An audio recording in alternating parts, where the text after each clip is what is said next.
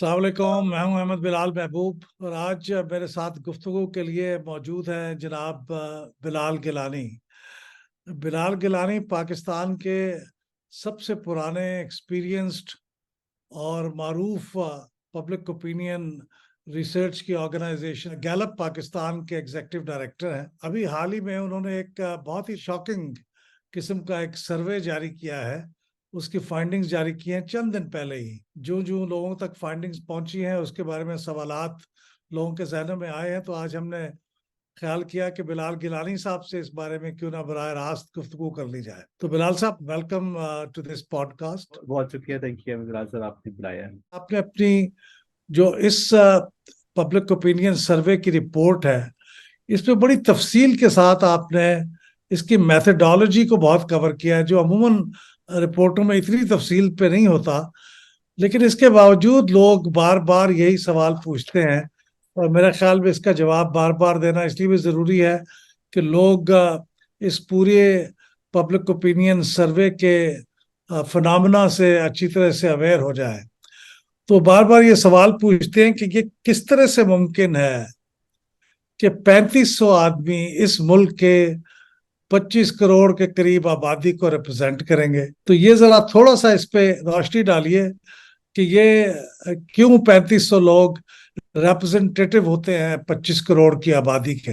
Gallup Pakistan जो है वो तकरीबन 40 साल से सर्वेज कर रहे हैं। हमारा पहला सर्वे जो है वो 1979 में पब्लिश हुआ। तो इसके पीछे आई थिंक जो पहला जवाब है उसका वो ये कि ये एक साइंटिफिक प्रोसेस है। और वो साइंस ये बताती है कि अगर सैंपल रैंडमली ड्रॉ कर लिया जाए किसी भी सब सेट में से, तो इस केस में पाकिस्तान की आवाम है जो 24 करोड़ है।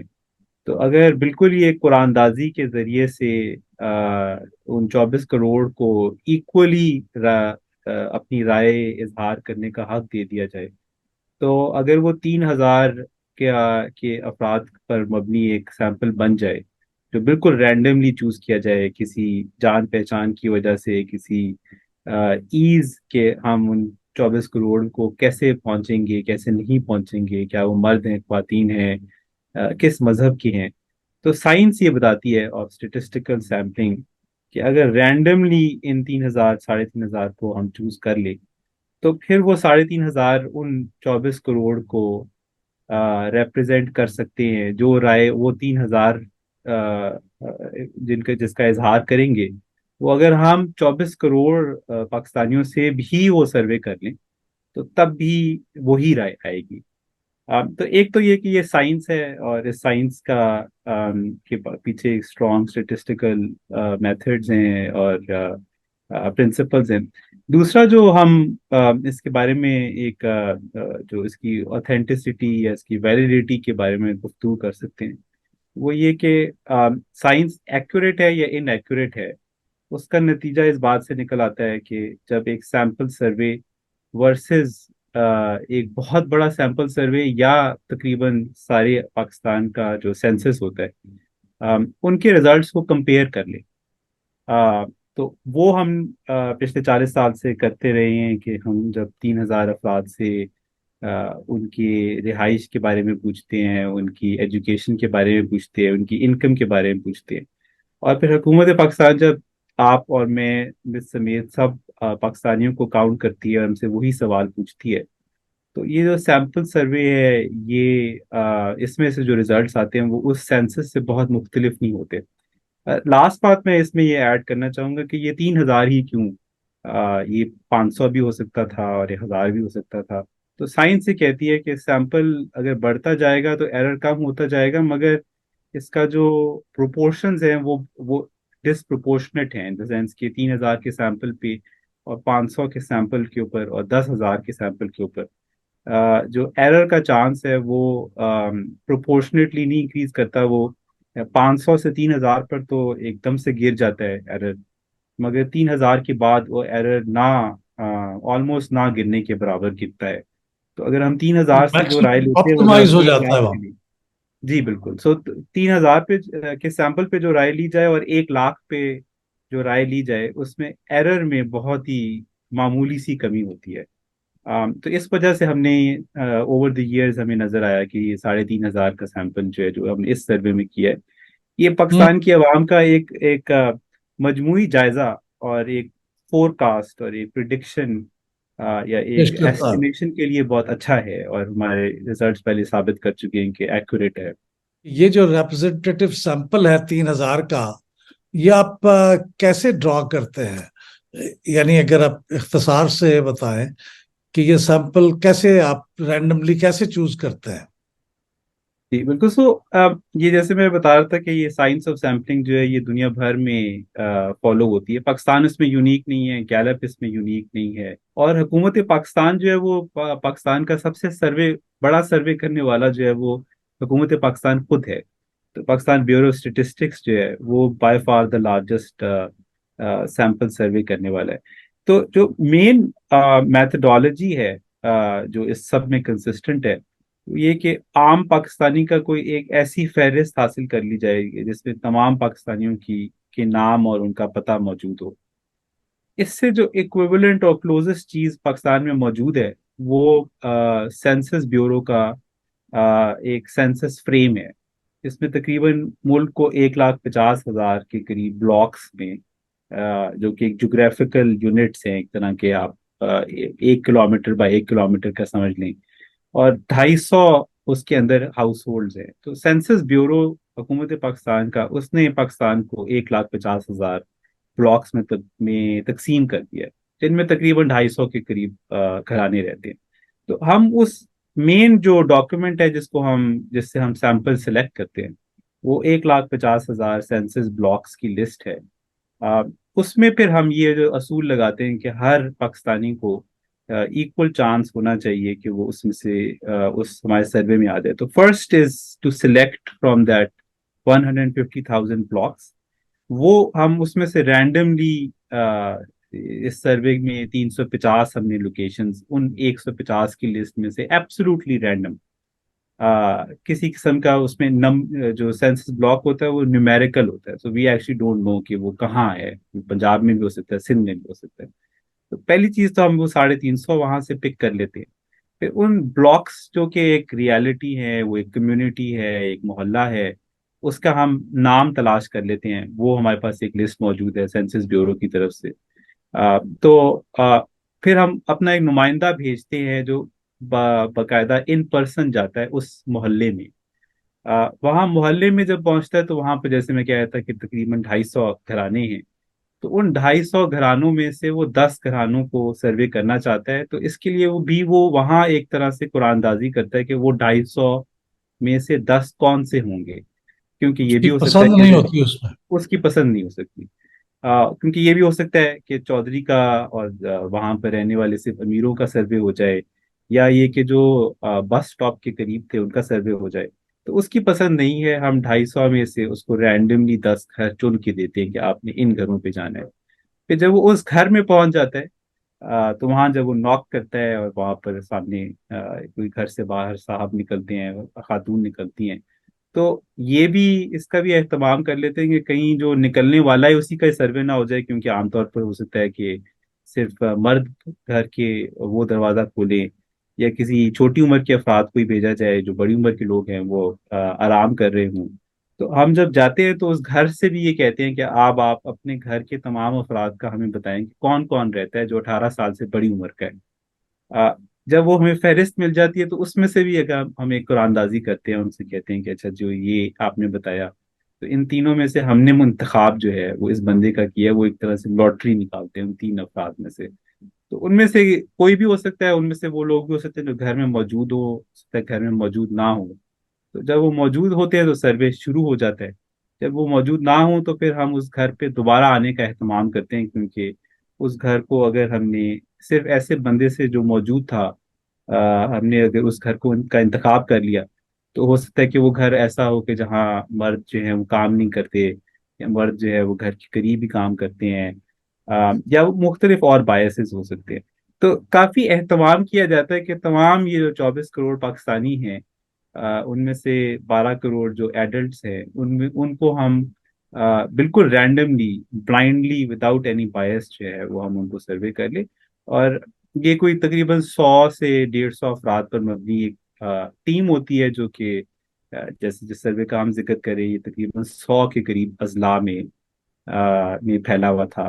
और वहाँ पर ये 150 के करीब मर्द और ख्वातीन की टीम जो है, उसने जाके सैंपल सेलेक्ट किया। आपकी रिपोर्टों में एक कंपैरिजन दिया होता है कि आपका जो सैंपल है उसका प्रोफाइल क्या है और वो पूरे मुल्क की आबादी के प्रोफाइल से कैसे कंपेयर कर रहा है। यानी उसके अंदर अगर खवातीन का परसेंटेज मुल्क के अंदर 48 पॉइंट सम परसेंट है, तो आपके सैंपल में क्या है, तो उससे मिलता जुलता होना चाहिए। तो मैंने इस रिपोर्ट में देखा कि वो इस तरह का कोई प्रोफाइल का कंपैरिजन नहीं था। ये कोई वैसे अब जरूरी नहीं रहा, या मुझसे मिस हो गया? जी, बिल्कुल। सो अब ये एक हम आमतौर पे जरूर देते हैं, और ये एक सैंपल प्रोफाइल, उसमें हम तनासुब देख लेते हैं कि जो सैंपल है इसमें कितने पढ़े लिखे अफराद थे, अनपढ़ अफराद थे, मिडिल पास थे एजुकेशन के हवाले से, अर्बन और रूरल का हम एक इंतखाब कर लेते हैं कि इस पे जो सैंपल है वो कितना क्लोज है सेंसस से। तो इस रिपोर्ट में देख लूंगा, टेबल अगर किसी वजह से रह गया है तो ऐड कर लेना चाहिए। बट जनरली इस सर्वे में भी जो डिफरेंस था सैंपल की कॉम्पोजिशन का, और जो पाकिस्तान का सेंसस या दीगर बहुत बड़े सर्वे जैसे हुकूमत पाकिस्तान करती है, लाखों के हिसाब से सैंपल सेलेक्ट करती है, जिसको PSLM कहते हैं, हर 2 साल बाद, या एक लेबर फोर्स सर्वे होता है। तो हमने इस बात को काफी एहतियात से इसमें जांचा है कि हमारा सैंपल जो है वो उन लार्ज सर्वेज या उन सेंसस की डॉक्यूमेंट से में जो फिगर्स आ रही हैं उनसे बहुत मुख्तलिफ तो नहीं है। और हमने देखा कि इससे 2 या 3% का ज्यादातर इंडिकेटर्स पे डिफरेंस आया। और उन 2 या 3% को भी फिर हम एक स्टेटिस्टिकल वेटिंग की का मेथड है, उससे हम उसको अपने सैंपल को वेट अप या वेट डाउन कर लेते हैं। आ, कुछ चीजें जो यूजुअली डिफरेंस रह जाता है जिसके लिए ये फिर वेटिंग कर लेते हैं, वो ये है कि सर्वे में आमतौर पर जो यंग अफराद हैं उनकी थोड़ी सी नुमाइंदगी ज्यादा होती है, इन द सेंस के सैंपल में रिलेटिवली मोर यंगर लोग आ जाते हैं। उसकी वजह ये है कि जो बूढ़े लोग हैं वो कभी कई दफ़ा बीमार होते हैं, या उस वक्त उनके पास टाइम नहीं होता, या उन तक एक्सेस के लिए किसी और फर्द की ज़रूरत होती है, तो वो हमें कम मुयसर आते हैं। पाकिस्तान में 60 साल से बड़ी उम्र के 6% लोग हैं। तो हमारे सैंपल में कई दफ़ा ऐसा होता है कि वो 3 या 4% आते हैं, सिर्फ 2% का एरर रह जाता है। तो उसके लिए हम ये फिर एक स्टेटिस्टिकल टेक्निक कर लेते हैं। मर्द और ख्वातीन के लिए भी कई दफ़ा कभी कभार ऐसा होता है कि सर्वे में ख्वातीन की शरह कम आए। गैलप को ये वाला इतना मसला नहीं दरपेश, क्योंकि हमने इस बात को हमेशा इंश्योर किया कि जो डेटा कलेक्ट करने वाले अफराद हैं जिनको हम इंटरव्यूअर कहते हैं, उनमें 50-50 मर्द और ख्वातीन हों। तो पाकिस्तान में अगर खातून जो है वो खातून से इंटरव्यू करने चाहे, तो लोग वक्त निकाल लेते हैं। तो बिलअमूम जो है सैंपल में और सेंसस में जो डिफरेंस है वो बहुत लिमिटेड होता है, अगर हो तो हम उसको नजर रख देते हैं। और जैसे आप कह रहे थे कि हम ये वाली चीज के सैंपल का कॉम्पोजिशन क्या था, ये हम अपने रीडर्स के लिए भी उनके सामने रख देते हैं, ताकि वो भी जान सकें कि सैंपल अगर बायस्ड है तो किस किन इश्यूज के ऊपर बायस्ड है और हमने उस बायस को कैसे करेक्ट किया है। ठीक। तो ये सर्वे किसी के साथ पार्टनरशिप में किया आपने, या आपने इंडिपेंडेंटली किया? जी बिल्कुल। सो क्या मैं इसमें थोड़ा सा एक चीज ऐड कर लूं कि जो सर्वे करने वाले इदारे हैं दुनिया भर में, वो एक वर्ल्ड एसोसिएशन है ऑफ पब्लिक ओपिनियन रिसर्च, वेपॉर के नाम से। गैलप भी उसका मेंबर है, बहुत से दीगर इस्लाम पाकिस्तान में अदर सर्वे इंस्टीट्यूशंस भी हैं। और वो वेपॉर जो है वो एक कोड ऑफ एथिक्स है, जो वो कहता है कि अगर आप उस पे साइन करें तो आप उसके मेंबर बन सकते हैं। उस वेपॉर के कोड ऑफ कॉन्डक्ट में 2-3 चीजें बहुत इंपॉर्टेंट हैं, जिनमें वो ये कहते हैं कि अगर आप इस पे कंप्लाई करें, तो एक चीज ये कि ये जो डिटेल है सैंपल की, ये आप जरूर प्रोवाइड करें। और आप अपने पास एक ऑप्शन रखें कि अगर कोई आपसे सवाल करे तो आप उन सवालों का जवाब दें, क्योंकि ये पब्लिक ओपिनियन है, आम पाकिस्तानी से, आम शहरी से लिया गया है। तो इसलिए आप अपने आप को अकाउंटेबल समझें। तो हम डेफिनेटली जो आप बात कर रहे हैं कि जिस तरह के भी मेथोडोलॉजिकल सवाल हों उसके ऊपर हम जरा राय देना चाहते हैं, अपनी अपनी बात पहुंचाना चाहते हैं, उसके बाद फिर नाजरीन और कारयीन का इख्तियार है कि वो उसको दुरुस्त समझें या फिर उसके बारे में तो आमतौर पर गैलप के तमाम सर्वेज जो हैं जो पॉलिटिकल इश्यूज के ऊपर हैं वो ज़्यादातर ऐसे हैं कि जो हमने किसी पॉलिटिकल पार्टी या किसी तंजीम या किसी इंस्टीट्यूशन के लिए नहीं किए। अगर आप हमारी वेबसाइट देखें तो हम हर रोज एक सर्वे रिलीज करते हैं। तो महीने में तकरीबन 20 सर्वेज और साल में तकरीबन 1,000 सर्वेज रिलीज करते हैं। उन सर्वेज में से कोई भी एक सर्वे ऐसा नहीं है जो किसी इंस्टीट्यूशन के लिए किया गया हो। हमारी अपनी एक इसके बारे में राय थी कि हम पाकिस्तान में अगर तरवीज चाहते हैं सर्वेज की, तो उसके लिए इम्पोर्टेंट है कि हम एक हायर स्टैंडर्ड ऑफ अकाउंटेबिलिटी पे चले जाएं, which is that we don't get any funding from anyone. अब इसमें दो तीन एक्सेप्शंस है और वो एक एक्सेप्शन है जो इस सर्वे में हुई। तो ये सर्वे हमने खुद नहीं किया बल्कि हमने in partnership and in collaboration किया। री इमेजिनिंग पाकिस्तान, जो कि हमारे ख्याल से एक सोशल मूवमेंट है led by the former prime minister Shahid Khaqan Abbasi and former finance minister Miftah Ismail. उन्होंने हमें बताया कि उनका ऑब्जेक्टिव ये है कि वो एक सोशल मूवमेंट अभी चला रहे हैं और इसके बारे में सोच रहे हैं कि उसका फ्यूचर क्या होगा, और वो जानना चाहते हैं कि पाकिस्तान की मसाइल क्या है और पाकिस्तानी इन मसाइल के हल के लिए किसको अपना लीडर समझते हैं। हम्म। उन्होंने हमारे सामने ये ऑब्जेक्टिव रखा और उन्होंने कहा कि हम आपसे ये कहते हैं कि आप इस मकसद के लिए हमें एक सर्वे प्रपोज करें कि वो क्या क्वेश्चंस हो सकते हैं। और इस वजह से हमने फिर ये एक क्वेश्चन ये तरतीब दिया, उनके साथ गुफ्तगू हुई। Questions and methodology were entirely our prerogative. There was कि आप जब हम उनको रिजल्ट्स पेश करें तो उसके ऊपर वो अपने लिए हमसे एक एनालिसिस मांग लें, हम वो एनालिसिस प्रोवाइड करते हैं। बहुत खूब, ये बहुत अच्छी क्लैरिफिकेशन आ गई। लेकिन अब ये आखिरी मेरा जो जनरल सवाल है सर्वे के मुतालिक वो ये है कि ये सर्वे की आपकी रिपोर्ट के ऊपर डेट दी हुई है कि आपने जून के आखिरी अशरे में ये सर्वे किया है, तो अब ये सितंबर है। तो अब आपके जो अभी आपने जिस सवाल का जवाब दिया उससे उसके बाद मैं समझ सकता हूँ कि जाहिर है इसकी रिलीज डेट का भी तयन शायद उन्होंने ही किया हो जिनके लिए सर्वे किया गया, वरना अमूमन आपका सर्वे तो कंडक्ट होने के कोई महीने के बाद उसके रिजल्ट आ जाते हैं, लेकिन ये कोई 3 एक महीने का गैप है। तो मैं ये पूछना चाह रहा था कि ये इतना गैप क्यों है, जून में सर्वे हुआ और रिलीज ये सितंबर में हो रहा। जी बिल्कुल। सो जनरली जैसे मैं वेपॉर का जिक्र कर रहा था और भी इससे सिमिलर प्रिंसिपल्स हैं और कोड ऑफ कॉन्डक्ट्स हैं जो जिस सर्वे ऑर्गेनाइजेशंस के और डेटा प्रोवाइडर्स के। डेटा साइंस अब एक बड़ी इमर्जिंग फील्ड है। कुछ हद तक हम उन बहुत से डेटा साइंस के प्रिंसिपल्स को और कोड ऑफ एथिक्स को भी फॉलो करते हैं। तो एक दफ़ा जब हम इस बात का तहैया कर लें कि हमने किसी के साथ मिल के कोलैबोरेशन में करना है, तो हम जो उसकी रिपोर्ट है और के जो कॉपीराइट्स है ये हम उन क्लाइंट को फिर प्रोवाइड कर देते हैं कि ये हमारी रिपोर्ट है, हमने आपको ये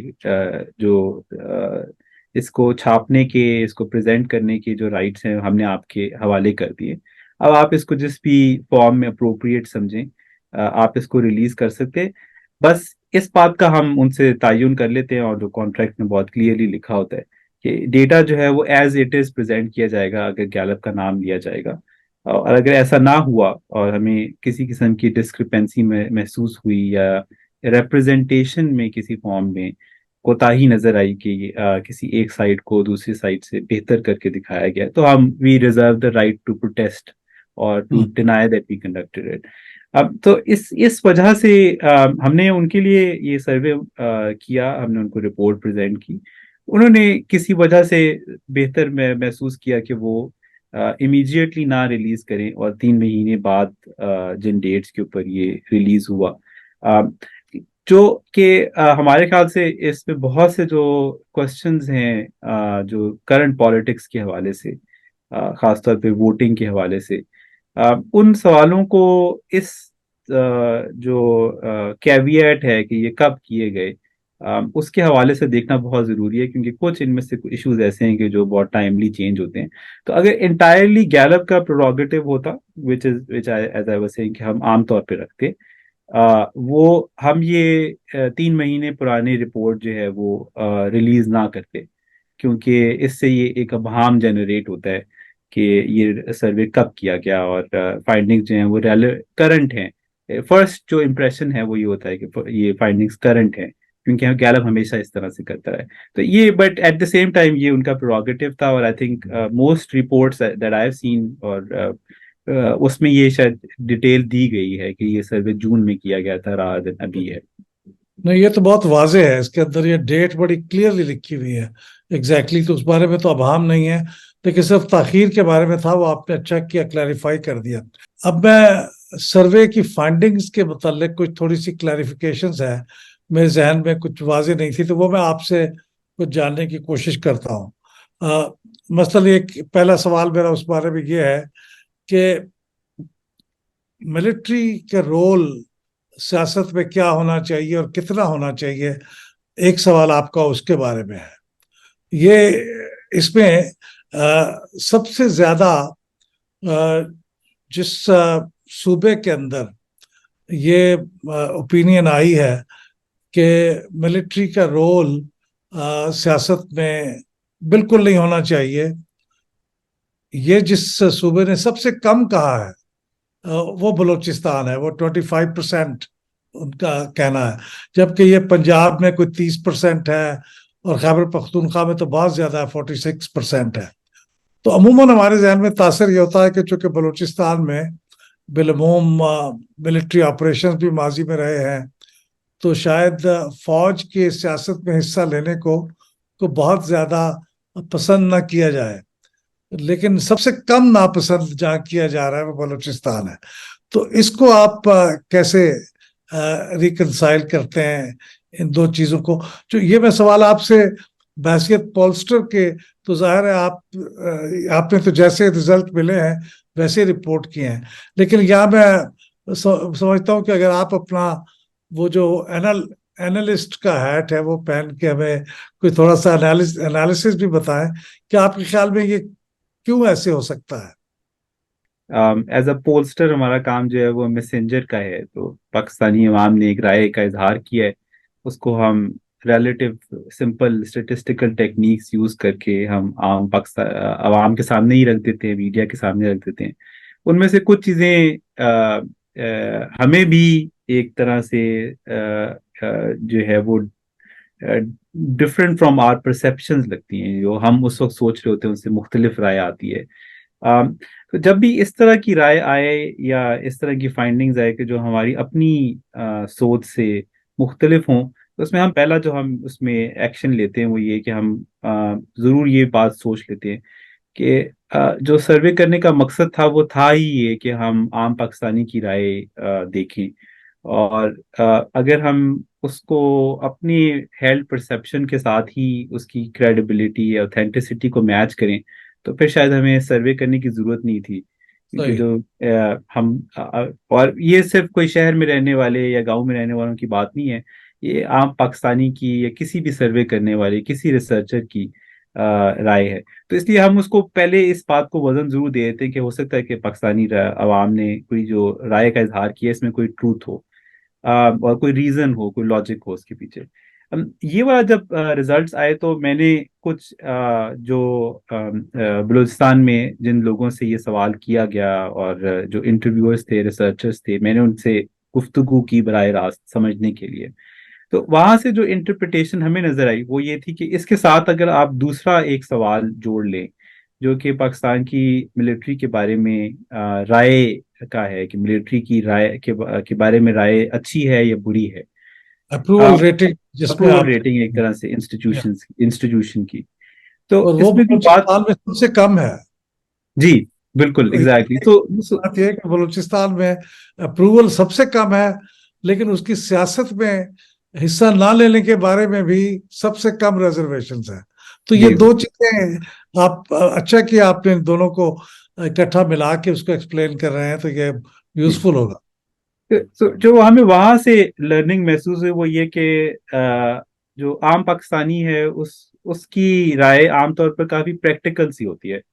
तो प्रैक्टिकल राय रखते हुए बलूचिस्तान में लोग ये इस बात का इजहार करते हैं कि ये ऑप्शन बलूचिस्तान के लिए अवेलेबल नहीं है कि पाकिस्तानी फौज जो है वो सियासत और जो सियासी इश्यूज हैं जो बलूचिस्तान के अंदर पाए जाते हैं उनसे किनारा कशी इख्तियार कर ले। तो ये क्योंकि एक एक इम्पॉसिबल सी एक्टिविटी है। और ये कि एक उसका हिस्ट्री उन्होंने ये एक्सप्लेन किया कि बलूचिस्तान में एक हिस्ट्री है इस सारे एक्टिविटी की, एक मिलिट्री का रोल रहा है। उसकी वजूहात मुख्तलिफ हो सकती हैं। इस वक्त तो एक इंसर्जेंसी वहां पर चल रही है। उस इंसर्जेंसी को सॉल्व करने के लिए सिविलियन इदारे उनके ख्याल से इसमें इतने कामयाब नहीं हो सकते। और उस इंसर्जेंसी को कंट्रोल करने के लिए ना सिर्फ एक मिलिट्री एक्टिविटी की जरूरत है बल्कि एक पॉलिटिकल एक्टिविटी जनरेट करने की जरूरत है। अ, और तो एट सो बलूचिस्तान में लोग जो हैं वो ये फौज की तरफ देखते हैं कि वो इन इश्यूज की वो रिजॉल्व कर सकती है। और दूसरी तरफ वो फौज पे इस हद तक की तनकीद भी करते हैं जो कि बाकी तमाम सूबों से मुख्त से ज्यादा है कि वो अपने इस रोल में और अपने मिलिट्री रोल में दोनों में वहां पर इसके बारे में ऑपोजिशन सबसे ज्यादा पाई जाती है।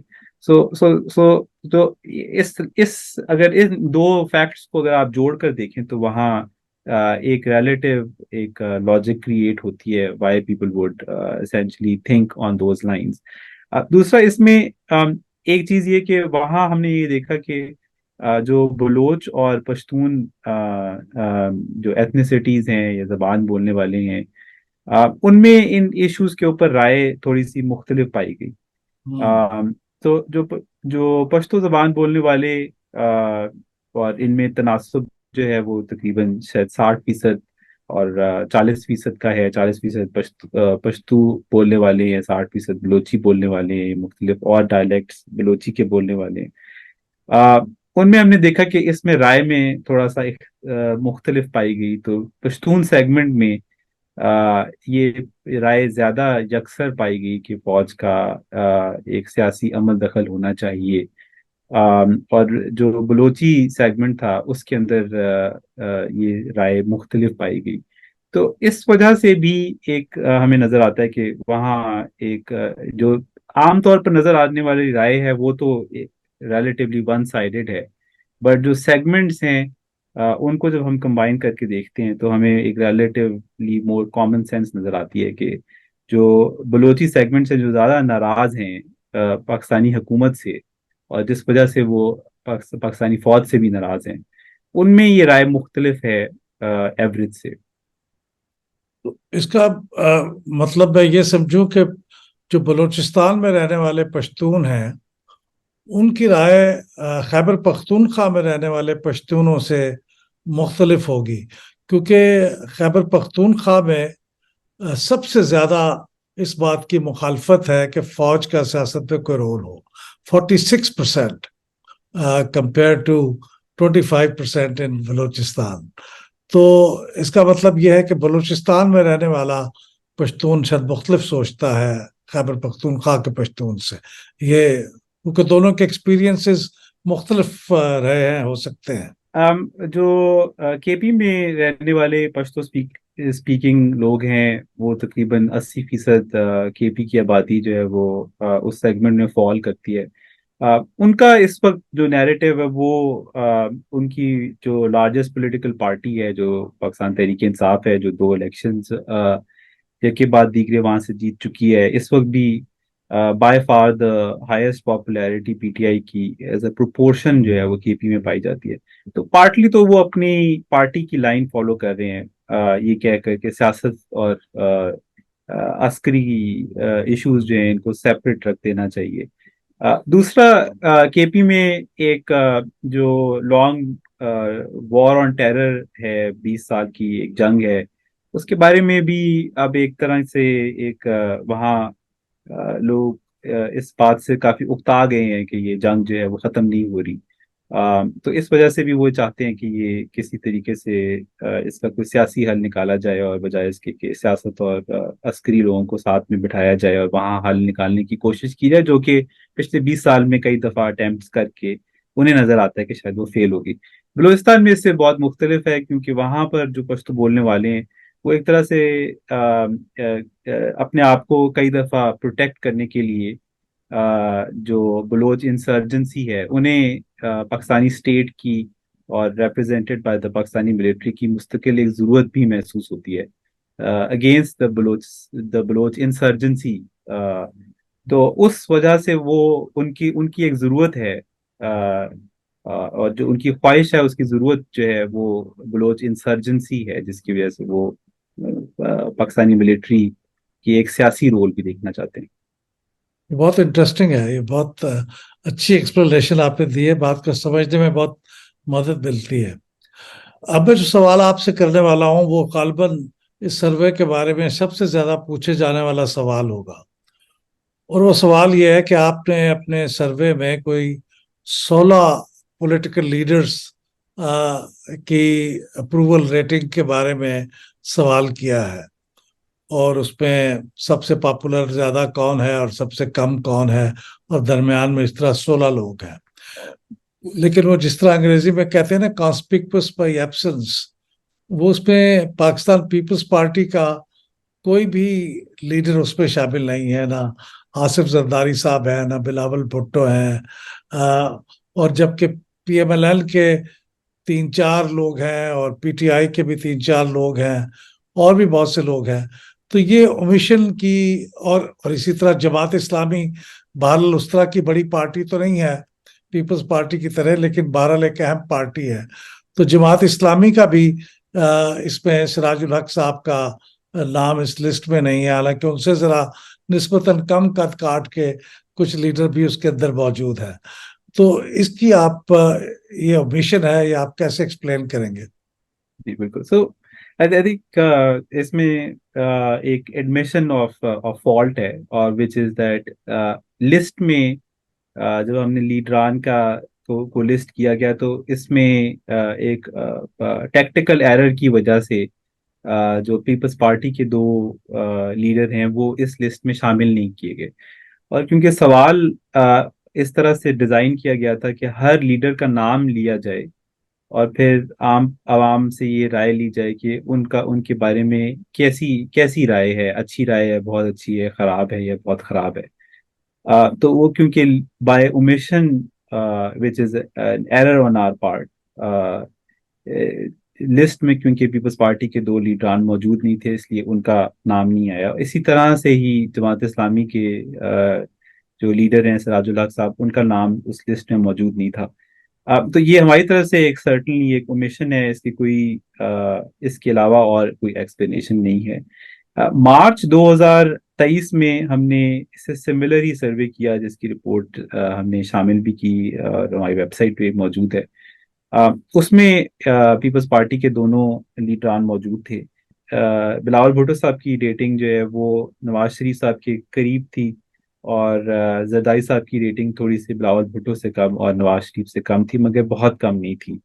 तो बट सो अगर हमने एनालिसिस करना हो तो हमारे ख्याल से with this omission the closest जो अप्रोक्सीमेशन की जा सकती है एनालिसिस के परस्पेक्टिव से इस इशू को रिजॉल्व करने के लिए, वो मार्च 2023 की रीडिंग है, जो कि जो बाकी और लीडरान जो इस सर्वे में भी शामिल किए गए उनकी रेटिंग उस मार्च 2023 के सर्वे से बहुत क्योंकि मुख्तलिफ नहीं है।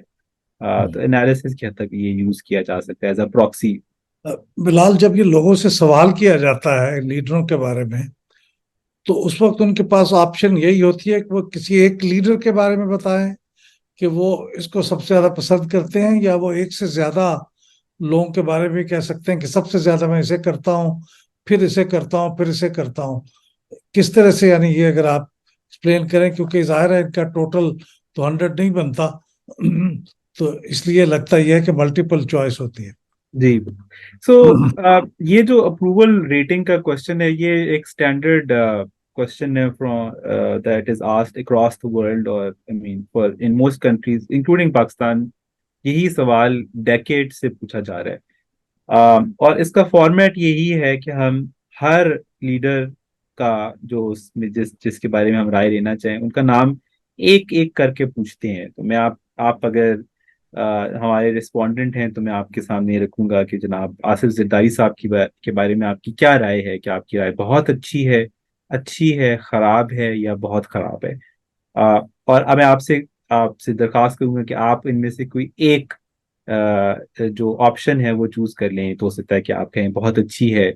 फिर मैं नेक्स्ट लीडर के बारे में आपसे राय दूंगा। मैं आपसे पूछूंगा कि बिलावल भुट्टो जरदारी साहब के बारे में आपकी क्या राय है। और आप उनमें से चार ऑप्शंस, यानी बहुत अच्छी, अच्छी, खराब, बहुत खराब में से कोई एक का इंतखाब कर लेंगे। इसी तरह से मैं वो पूरी फहरिस्त पढ़ता जाऊंगा और मैं अपने क्वेश्चनर के ऊपर आपकी चॉइस नोट करता जाऊंगा। इसका मतलब ये है कि जो तमाम लीडरान हैं उनकी राय एक दूसरे से मुंसलिक नहीं है। ऐसा नहीं है कि मैं अगर बिलावल भुट्टो साहब को पसंद करता हूँ तो मैं मियां नवाज शरीफ साहब को भी पसंद कर सकता हूँ, और मैं इमरान खान साहब को भी पसंद कर सकता हूँ। ये अवामी इसमें डिस्क्रिपेंसी हमें महसूस हो सकती है, but people have a choice to rate each one of them as good because it's not interdependent. बहुत रेयरली हम करते हैं, जो कि इस सर्वे में हरगिज नहीं हुआ हुआ, वो ये कि हम उनको कहते हैं कि आप इसको रैंक करें। तो रेट और रैंक का जो डिफरेंस है, रैंक में हम उनको ये 10 नाम लिख के देते हैं और हम कहते हैं कि अब आप इनमें से इंतखाब करें कि आपका सबसे पसंदीदा कौन सा है और फिर दूसरा पसंदीदा कौन सा है। तो इस सर्वे में भी, इससे पिछले आने वाले सर्वे में भी सिर्फ रेटिंग का कॉन्सेप्ट ही यूज किया गया है। और इसमें एक चीज हम ये कर लेते हैं, जो कि फिर इवेंचुअली उस चार्ट में जो कि काफी सर्कुलेट हुआ, वो ये कि जो अच्छी और बहुत अच्छी की जो परसेंटेज है उसको हम मर्ज कर लेते हैं, सम अप कर लेते हैं। और फिर खराब और बहुत खराब को भी सम अप कर लेते हैं।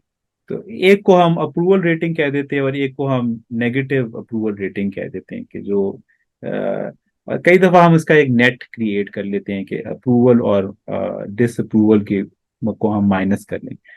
तो इससे ये वो कुछ क्लैरिटी आ जाती है। हम मुस्तकिल कोशिश करें कि किस तरीके से ये इसमें कुछ अफराद को इसमें कंफ्यूजन होती है, और हम उस कंफ्यूजन को मुस्तकिल कोशिश करते हैं कि हम इसको रिजॉल्व कर लें।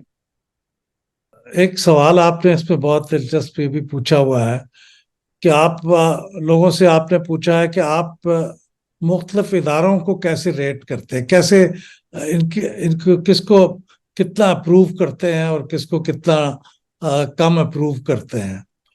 तो वो इदारों में सियासी इदारों के अलावा भी इदारे शामिल हैं। मिसाल के तौर से इसमें सबसे टॉप अप्रूवल रेटिंग जो है वो मिलिट्री की है, 88%। और सबसे जो कम अप्रूवल रेटिंग है वो पॉलिटिशियंस की है, वो 39%। तो मेरा सवाल ये था कि ये जो पॉलिटिशियंस को इतना कम, बल्कि सबसे कम अप्रूवल रेटिंग मिलना, क्या ये कोई पाकिस्तान स्पेसिफिक फिनोमेना है? चूंकि आपकी नज़र तो दुनिया के मुख्तलिफ मुल्कों में जो ओपिनियन के ट्रेंड्स हैं उन पे भी रहती है। तो क्या ये स्पेसिफिक टू पाकिस्तान है या ये दुनिया भर में कुछ इससे मिलता जुलता ट्रेंड है, फौज को सबसे ज्यादा पसंद करने का और पॉलिटिशियंस को सबसे कम पसंद करने का? जी बिल्कुल। बिल्कुल, जो सवाल है वो इसलिए डिज़ाइन किया गया है क्योंकि पाकिस्तानी अवाम की राय ले ली जाए। तमाम ऐसे इदारे के जो एक हद तक पाकिस्तान के अवाम के टैक्स पेयर मनी के ऊपर रन करते हैं और किसी न किसी फॉर्म में उनको सर्विस प्रोवाइड करते हैं। अ, तो पाकिस्तान की फौज जो है वो एक सर्विस प्रोवाइड करती है of of protection on the borders as well as other protections in different forms. Pakistan की पुलिस एक सर्विस प्रोवाइड करती है, पाकिस्तान की जुडिशरी एक सर्विस प्रोवाइड करती है, इसलिए सुप्रीम कोर्ट के बारे में राय ली गई है। और पॉलिटिशियंस के बारे में राय ली गई क्योंकि वो डेफिनेटली एक पब्लिक पोजीशन होल्डर्स हैं। तो इसमें आई थिंक दो चीजें ऐड करने की हैं। एक ये कि ये फाइंडिंग को बहुत अनयूजुअल नहीं है। इसमें पिछले, अगर हम 2-3 दिहाइयों का मुताला करें इसी सवाल के ऊपर, जो कि हम अपने बहुत से प्रीवियस सर्वेज में पहले भी कर चुके हैं और तकरीबन 40 साल से यही सवाल रिपीट भी करते हैं, तो इसमें बहुत ज्यादा तब्दीली नहीं आई ओवर द पास्ट 4 डेकेड्स। तो पाकिस्तान की मकबूल तरीन इंस्टीट्यूशन जो है वो पाकिस्तानी फौज ही रही है, always at the top, never been never taken a second position to any institution. तो इसी तरह से इस सर्वे में भी वही बात आया हुई है। तो इस लिहाज से मेरे ख्याल से ये कोई बहुत सरप्राइजिंग न्यूज़ नहीं है। दूसरी चीज जो है वो ये कि पॉलिटिशियंस इन जनरल जो है वो नेगेटिवली रेट होते हैं। तो इसी तरह से है कि जब आप पॉलिटिशियंस जो है उनके बारे में राय जो है वो मुनकसिम होती है। तो उसकी वजह यह है कि पॉलिटिशियंस मुख्तलिफ लीडर्स पर और मुख्तलिफ पार्टियों में डिवाइडेड हैं। तो रहता है। पाकिस्तान में 180 पार्टीज हैं। तो एक वो जो 180 पार्टीज हैं उन सब के बारे में जब लोग राय देते हैं तो उनको कभी एक लीडर, अपना लीडर तो अच्छा लगता है मगर किसी और लीडर के बारे में जब वो सोचते हैं तो वो अच्छा नहीं लगता। तो in general when we ask about politicians तो लोग अपने, क्योंकि पॉलिटिकल व्यूज जो हैं वो पोलराइजिंग होते हैं, तो वो उन पोलराइजिंग व्यूज को जब जमा करते हैं तो वो ओवरऑल रेटिंग को नीचे ले आते हैं। अब हम्म। दूसरी चीज जो सिर्फ पाकिस्तान में ऐसा नहीं है, दोनों चीजें ऐसी नहीं है, बल्कि दुनिया भर में स्पेशली वेस्टर्न डेमोक्रेसीज में जहाँ ये सिविल मिलिट्री इम्बैलेंस का इशू जो है वहाँ जहाँ नहीं एग्जिस्ट करता या बहुत कम एग्जिस्ट करता है, वहां पर भी military is always at the top, is the highest ranked institution. Sometimes उसके अंदर कोई इस तरह के इंस्टीट्यूशंस आ जाते हैं जैसे डॉक्टर्स या हेल्थ प्रोवाइडर्स। तो सीडीसी जो है वो कोविड के ज़माने में अमेरिका में जो सेंटर फॉर डिजीज कंट्रोल है वो मिलिट्री के करीब पहुंच गया था। हम्म। मगर military is always ranked highest of all institutions in all democracies. And the converse is also unfortunately true कि politicians are always one of the lowest rated. सो अगर आप अमेरिका का जायजा लें तो वहाँ कांग्रेस जो है वो बतदरीज पिछले 15-20 साल में one of the lowest rated institution है इसी तरह की लिस्ट ऑफ इंस्टीट्यूशंस में। मसलन लोग बैंक्स को पर ट्रस्ट करते हैं मगर अपनी कांग्रेस पर ट्रस्ट नहीं करते। अगर मिलिट्री को निकाल भी दें तो बैंक्स को ज़्यादा ट्रस्ट करते हैं, कांग्रेस को कम ट्रस्ट करते हैं। तो इसलिए इसलिए ये इशू वो बहुत बड़ा कोई मेजर इशू नहीं है। But at the same time politicians को एज अ पॉलिटिकल क्लास ये सोचने की जरूरत है कि वो कैसे अवाम को मजीद ट्रस्ट दिलवा सकते हैं। शायद वो कभी भी मिलिट्री की तरह तो नहीं पहुंच सकेंगे सिर्फ अपनी इस कैरेक्टर की वजह से कि वो मोर पॉलिटिकल और पोलराइज्ड हैं, लोगों की उनके बारे में राय मुख्तलिफ हो सकती है। मगर ये कि अगर वो मिलकर जो सियासी इश्यूज हैं उनके ऊपर एक यूनाइटेड फ्रंट भी पेश कर सकें और जो लोगों के जायज़ उनके हवाले से जो उनके तहफ़्फ़ुज़ात हैं करप्शन के हवाले से या इनकॉम्पिटेंसी के हवाले से या नेपोटिज्म के हवाले से, डायनेस्टिक पॉलिटिक्स के हवाले से, ये वो ग्लेरिंग इश्यूज हैं जो कि जब हम लोगों से पूछते हैं कि आपको सियासतदान क्यों इतने बुरे लगते हैं, तो वो इस तरह के इश्यूज सामने लेके आते हैं। तो इनको एड्रेस करने से शायद पाकिस्तान में उनकी रेटिंग इंप्रूव हो जाए मगर it would never reach the military. So in my view it's little unfair competition hmm. When people really put them together. हम पूरा चार्ट पेश करते हैं, उसमें हम कभी भी सिविलियन और मिलिट्री ही सिर्फ नहीं रखते बल्कि वेरियस सॉर्ट्स ऑफ इंस्टीट्यूशंस के साथ कंपेयर करते हैं। मुझे हकीकत में जिस चीज ने ज्यादा हैरान किया वो वो ये था कि पुलिस की जो अप्रूवल रेटिंग है 54%, वो पार्लियामेंट से ऊंची थी। पार्लियामेंट का गालबन 47% है और पुलिस 54% है। हालांकि पुलिस हमारे यहाँ जनरली कोई ऐसी इस तरह से पॉजिटिवली परसीव नहीं की जाती, समटाइम अनजस्टिफाइबली सो। लेकिन बहरहाल परसेप्शन यही होता है कि पुलिस को बहुत अच्छा इदारा नहीं है।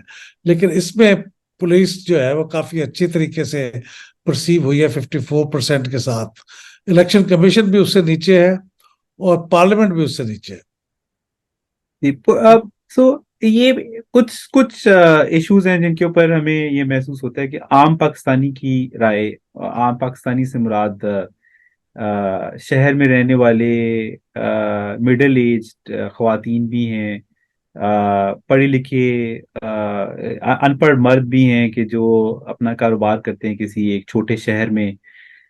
तो वहाँ हमने ये देखा है कि जब हम ये सवाल करते हैं कि आपका आज तक किसी पुलिस से किसी किस्म का इंटरेक्शन हुआ है या नहीं हुआ, तो एक बहुत बड़ी तादाद ये कहती है कि उनका आज तक पुलिस के साथ किसी किस्म का कोई इंटरेक्शन नहीं हुआ।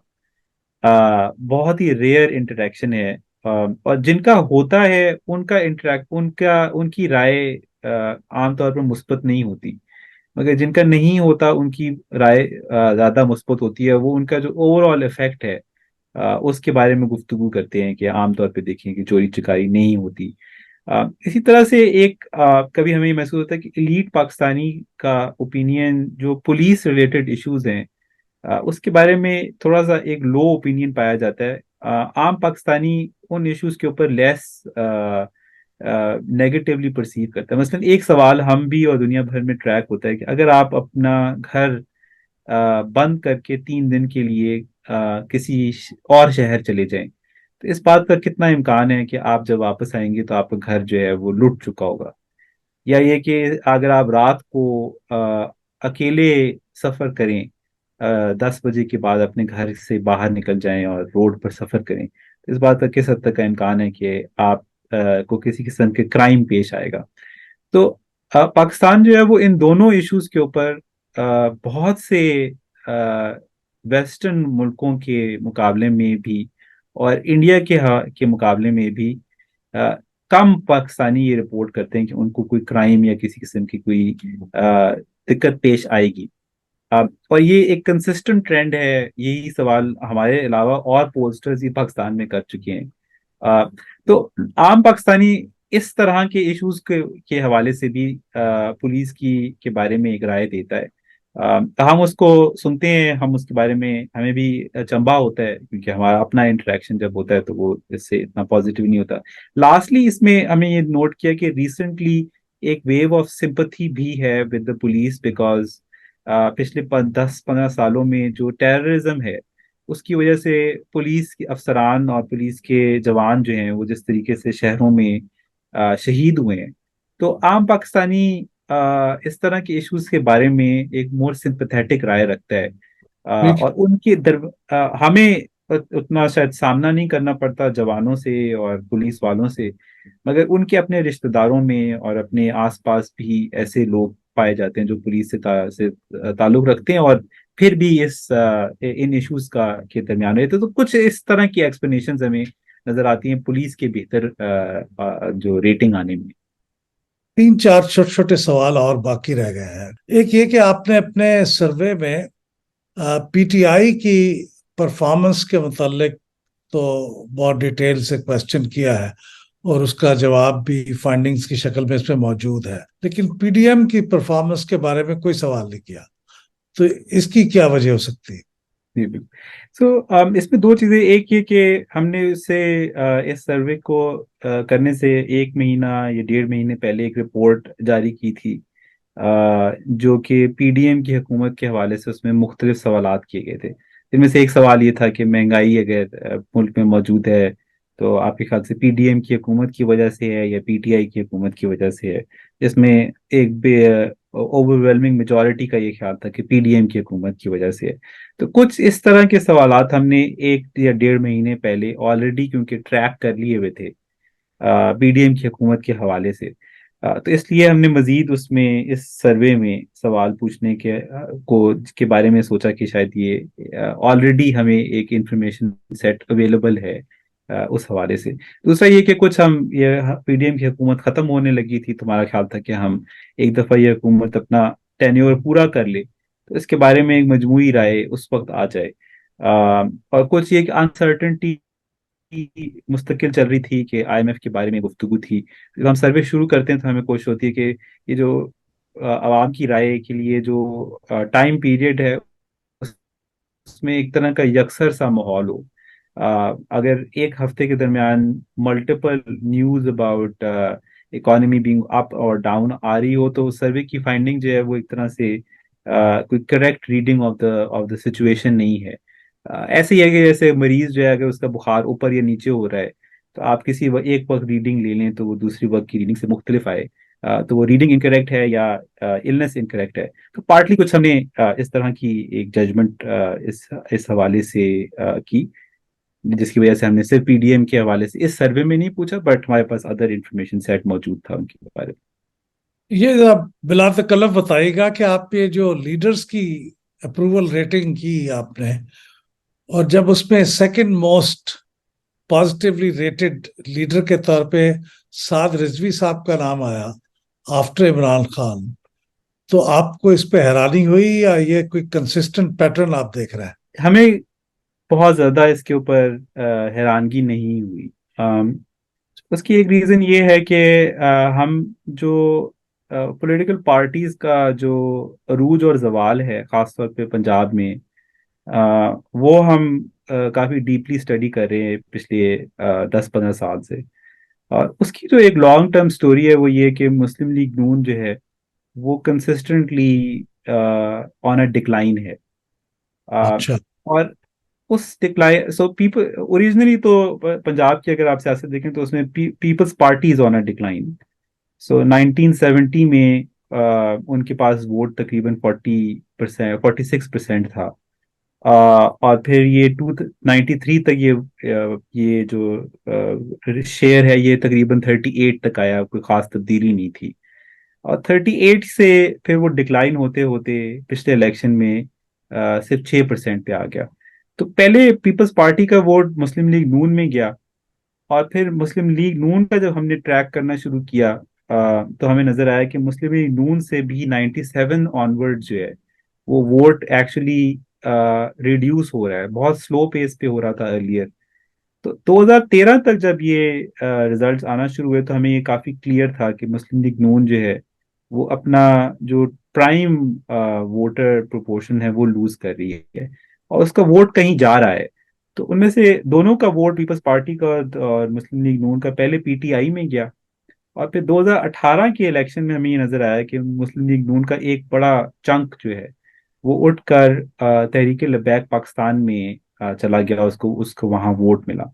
तो हमारे पास ये कंसिस्टेंटली एक ट्रेंड नजर आ रहा था कि नून लीग का एक वोट जो है वो या पीटीआई में जा रहा है या वो तहरीक लबैक में जा रहा है, जिसकी वजह से इन इन पार्टीज का, पाकिस्तान तहरीक इंसाफ का इंक्रीज और तहरीक लबैक का पंजाब में इंक्रीज जो है, ये एक तरह से before any polling only logical mathematical calculation was suggesting कि दिस कुड हैव हैपेंड।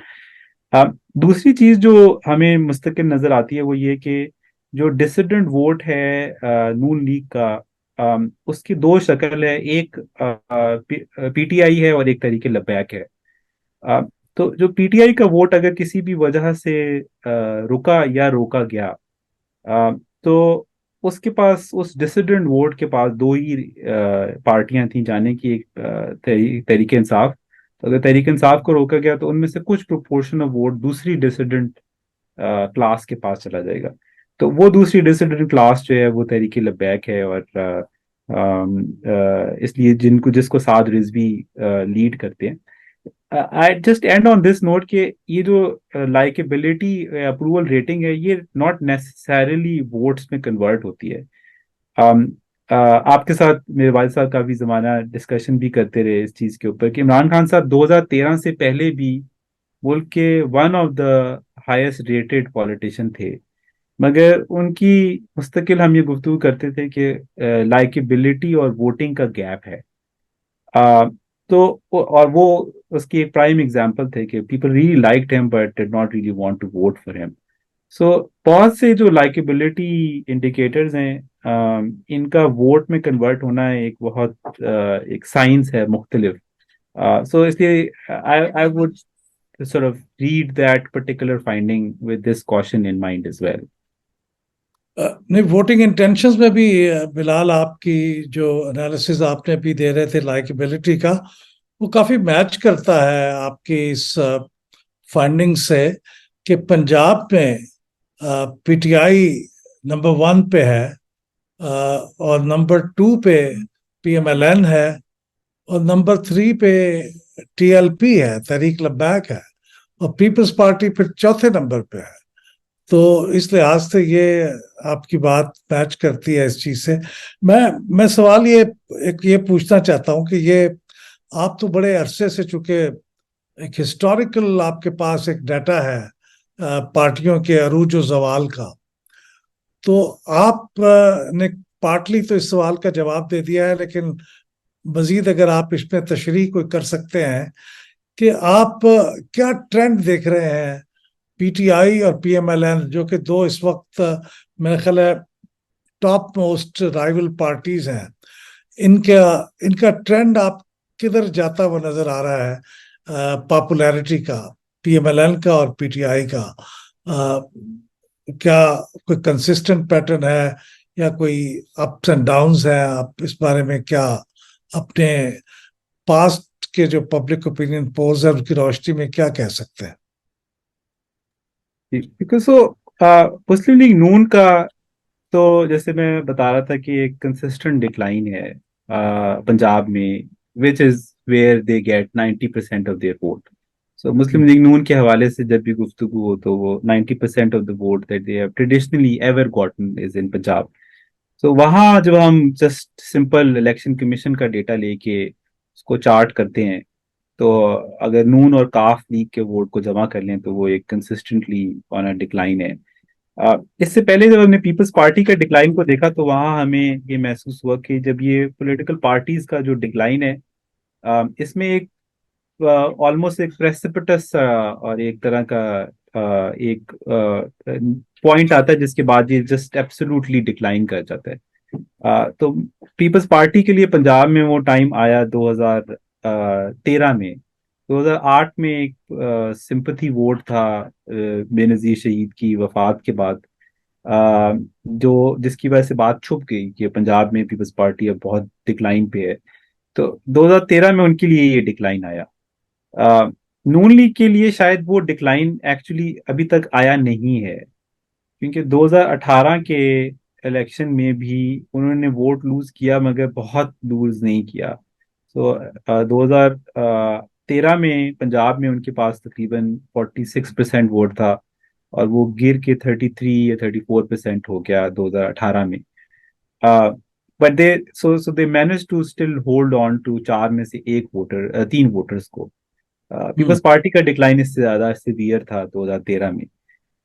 सो मुझे एक ये base just hunch that I have looking at the data कि अगर इलेक्शंस जो हैं वो एब्सोल्युटली फेवरेबली होते हैं तो ये जो मुस्लिम लीग नून का जो एक this could I mean prove a very difficult election for people and just looking at other political parties and their decline in Punjab, for example.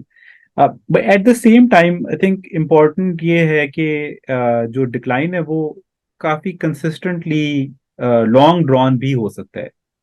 सो ये भी हो सकता है कि 2023 2024 का इलेक्शन जो है वो नून लीग के लिए शायद वैसा ही आ जाए जैसा 2018 का इलेक्शन हुआ। बट लॉन्ग टर्म में this the when the voter decides to basically desert a political party, तो उसके लिए पाकिस्तान में अभी तक का डेटा लिमिटेड है, बट बहुत सर्टन है कि वो वापस उस पार्टी में रहना नहीं चाहता, और अच्छा। eventually at some point they would like to leave and go to another party. Hmm. So ये नजर आता है this we don't have any major data to actually show कि this is how it would actually end up being, but the अगर approximates देखें other political parties की trajectory देखें पंजाब में, तो ये इसमें आई थिंक जो लास्ट चीज मैं ऐड करूंगा कि जो तहरीक लबैक, सो पंजाब में इस वक्त अब तीन ही मेजर पॉलिटिकल पार्टीज हैं, वो पीटीआई, पीएमएलएन और तहरीक लबैक पाकिस्तान। पहले 2018 के इलेक्शन में तहरीक लबैक चौथी पॉलिटिकल पार्टी थी। सो उन्होंने उनके पास तकरीबन 18 लाख वोट थे। पीपल्स पार्टी के पास 24 लाख वोट थे। तो ये 2018 में भी तहरीक लबैक चौथी पार्टी थी। तो अगर वो तीसरे नंबर पे आ गई है तो ये कोई बहुत नई बात नहीं है। 2018 के इलेक्शंस में उनको हम्म। ये उनके पास ये सिचुएशन थी। सो जो नून लीग का डिक्लाइन है वो डायरेक्टली डिपेंडेंट है तहरीक लिबैक का की परफॉर्मेंस के ऊपर भी। तो अगर तहरीक लिबैक जो है वो अपनी एक्टिविटी इससे ज़्यादा मजबूत करती है तो नून लीग का जो डिक्लाइन है उसके बारे में वो अनफॉर्चुनेटली मजीद शायद एग्रोवेट हो सकता है। इसी तरह से तहरीक इंसाफ को किस हद तक का लेवल प्लेइंग मिलता है, ये दो ऐसा लगता है कि कुछ उनकी अपनी कारकर्दगी है और कुछ उनके कंपैरेटर्स की कारकर्दगी है, जिसकी वजह से है कि जब हमें दोनों तहरीक लिबैक और पीटीआई के बारे में नजर आए कि वो क्या कर सकते हैं और क्या कर रही हैं। आपने एक बहुत मेरे ख्याल में गैर मामूली सवाल पूछा है इस सर्वे में, जो अमूमन आपके सर्वेज में कम से कम मेरे नोटिस में तो नहीं आया। वो सवाल यह है कि आपने ये पूछा है सवाल कि कौन सी ऐसी पार्टी है जिसको आप कभी भी वोट नहीं देना चाहेंगे। तो उसमें 28% PMLN के बारे में लोगों ने कहा कि हम इसको कभी भी वोट नहीं देना चाहेंगे, और 21% जो सेकंड नंबर पे है वो PTI है, जिसको लोगों ने कहा कि उसको हम कभी वोट नहीं देना चाहेंगे। तो ये is it going to be a new normal कि अब आप ये सवाल पूछेंगे, या कुछ खास किस्म के हालात पे आपने सोचा कि सवाल पूछा जाए? जी, ये जो सवाल है ये भी हम अक्सर औकात पूछते हैं, मगर आई थिंक रिपोर्ट कम हुआ है पहले। और अच्छा। इसी तरह से एग्जिट पोल्स जितने भी हुए उन सब में भी ये सवाल हम पूछते रहे कि आपकी पहली पसंदीदा जवाब कौन सी है, दूसरी कौन सी है, और कौन सी सबसे जिसको आप कभी भी शायद पसंद नहीं करेंगे।